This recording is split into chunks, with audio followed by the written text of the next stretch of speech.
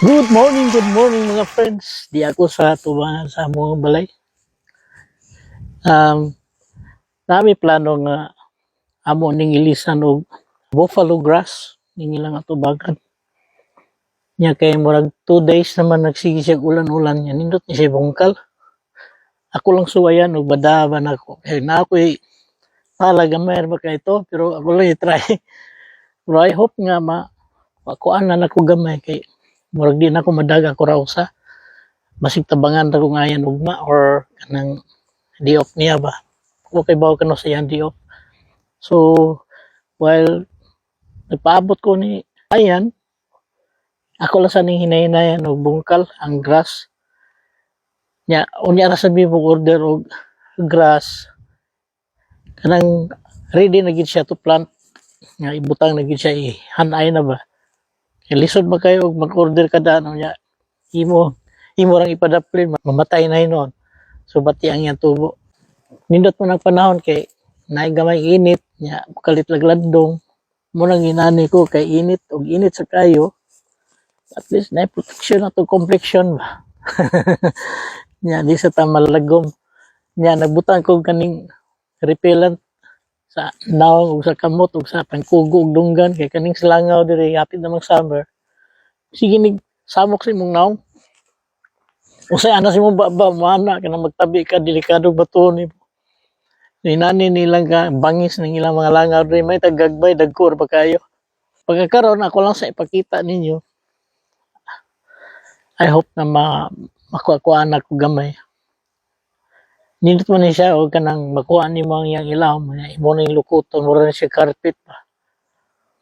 Ako lang try. Ipitin na yung pataya o. Ma-discourage ko labi na magkana ko sa among silingan nga green kayo at bang green, kilid green. Nga mo diri patay. Nga mo niya padung pa summer ha. Imagine na samot na mag summer na. Piti na yung pataya. So ako lang pakita ninyo guys. Magkuha pa ko sa akong mga armas. Mao na siya buffalo grass.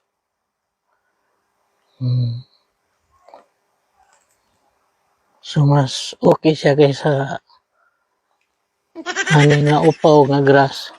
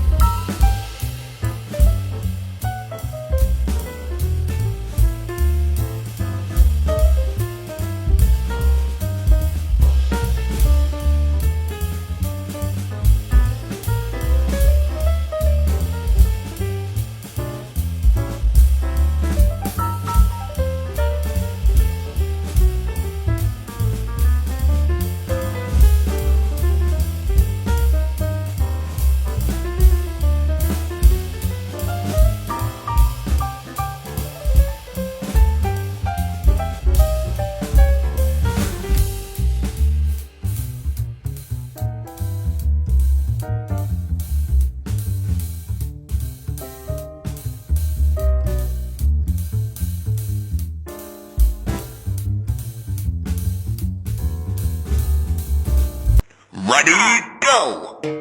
Oh my god.